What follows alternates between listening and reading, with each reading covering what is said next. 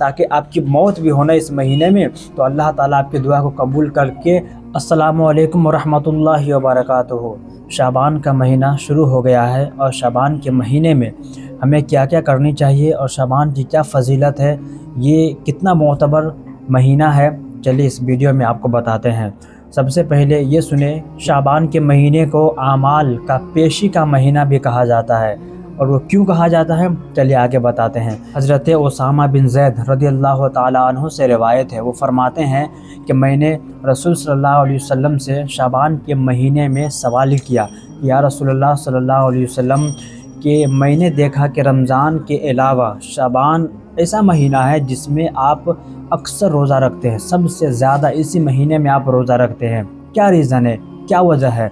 तो रसूल सल्लल्लाहु अलैहि वसल्लम ने इरशाद फरमाया कि ये आमाल के पेशी का महीना है, यानी इस महीने में अल्लाह तबारक व ताला की बारगाह में आमाल को पेश किया जाता है, ठीक है, और देखा जाता है किसने कितना नेकी किया और किसने कितना गुनाह किया है। अल्लाह तबारक व ताला के बारगाह में ये काउंट होता है, इसको जस्टिफाई किया जाता है, इसको देखा जाता है। तो ये आमाल के पेशी का महीना है। तो मैं ये नहीं चाहता, कौन कह रहे हैं, मुस्तफ़ा जान रहमत सल्लल्लाहु अलैहि वसल्लम कह रहे हैं कि मैं ये नहीं चाहता कि रब्बे कदीर के बारगाह में जब मेरा आमाल को पेश किया जाए तो मैं किसी नेकी से महरूम रहूं, यानी मैं किसी नेकी से अलग रहूं। मैं रोज़ा इसलिए रखता हूं ताकि जब रब्बे कदीर के बारगाह में मेरे आमाल को पेश किया जाए तो मैं रोज़े की हालत में रहूं, मैं रोज़े से रहूं। अल्लाह तबारक व ताला के बारगाह में जब मेरा आमाल पेश किया जाए तो अल्लाह भी खुश हो जाए, तो इसलिए उस महीने में रोज़ा रखते थे। ये कोई कंफर्म नहीं है कि फ़ला तारीख़ को ही आमाल को पेश किया जाता है। शाबान के किसी भी डेट में किसी भी दिन अमाल को पेश किया जा सकता है। इसीलिए रसूल सल्लल्लाहु अलैहि वसल्लम शाबान के अक्सर महीने के, कभी कभी तो पूरे महीने ही रोज़ा रहते थे, तो अक्सर रोज़ा रहा करते थे। और इब्ने माजा की हदीस पाक है कि शाबान के 15वीं तारीख को अल्लाह तबारक व तआला अपने गुनहगार बंदों को बख्श देता है। जो भी दुआ किया जाता है अल्लाह उनको कबूल करता है और उनको बख्श देता है, सिवाय मुशरिक के और जो दिल में कीना रखता है उसके। ये इब्ने माजा की हदीस पाक है। और हमें शाबान के महीने में करना क्या चाहिए? शाबान का महीना तो शुरू हो गया है और इन बातों का आप ज़रूर ख्याल रखें कि शाबान के महीने में सबसे पहले कि रोज़ा आप रखना शुरू कर दीजिए, क्योंकि रसूल सल्लल्लाहु अलैहि वसल्लम रखते थे और क्यों रखते थे वो मैंने आपको बता दिया। तो रोज़ा रखिए जितना ज़्यादा हो सके, फिर उसके बाद आप कुरान की तिलावत करना शुरू कर दीजिए, ठीक है।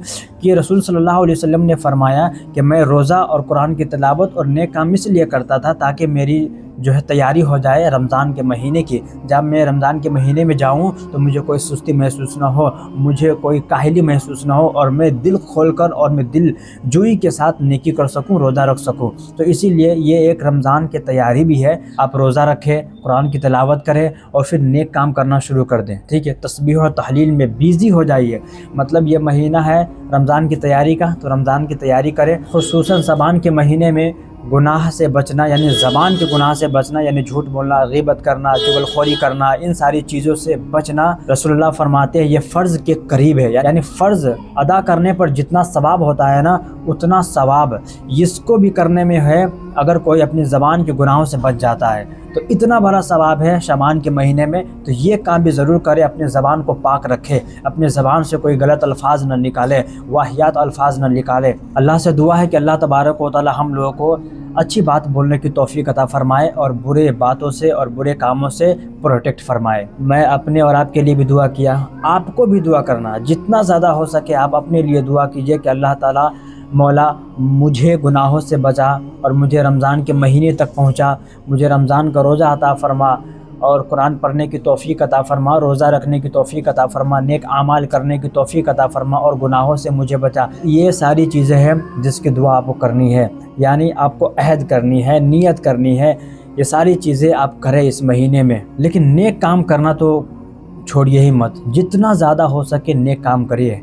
ये महीना बरकत वाला महीना है और इससे भी ज़्यादा बरकत वाला महीना वो रमज़ान है जो इसके बाद आने वाला है। तो इसमें तैयारी करें, आप ज़्यादा से ज़्यादा तैयारी करें ताकि आप रमज़ान के महीने तक पहुँचे, ठीक है। अल्लाह से दुआ करें कि मेरे मौला मुझे रमज़ान के महीने तक पहुँचा, ताकि आपकी मौत भी होना इस महीने में, तो अल्लाह ताला आपकी दुआ को कबूल करके आपको रमज़ान के महीने तक पहुँचाए।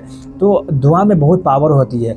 दुआ आप करते रहे। तो ये है शाबान के महीने की फ़जीलत, और शाबान के महीने में क्या क्या करना चाहिए मैंने आपको बता दिया, ज़रूर कीजिएगा। अस्सलामु अलैकुम व रहमतुल्लाह।